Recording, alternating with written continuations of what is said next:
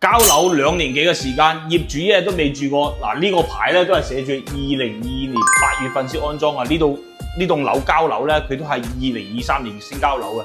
嗱，我入咗嚟成半個幾鐘啦，甲醛味咧一啲都聞唔到，應該係散晒㗎啦。89個平方，坦洲豪宅，佳景康城可以睇到啊。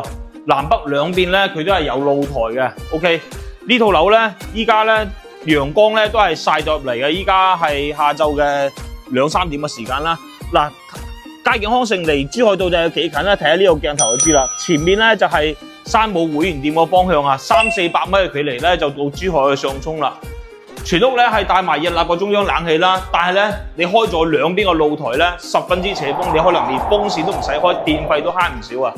嗱，使用率咧係超過咗100%嘅，開發商原版原漆，業主買翻嚟咧2年幾嘅時間，一日都未住過嘅，包括呢啲窗邊櫃啊，同埋呢啲衣櫃咧，當時咧都係發展商配套嘅歐派嘅定製櫃啦，用嘅咧都係杜拉維特嘅馬桶啦，同埋衛浴嘅 ，OK， 3房2廳2衛嘅設計。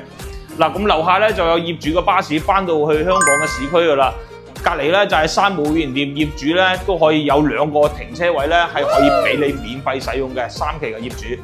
嗱，首期咧依家圍到20零個嘅啫，月供咧都係圍到4000零蚊。有興趣嘅朋友咧可以用我實地現場過嚟了解下，有鎖匙睇樓嘅。Thank you。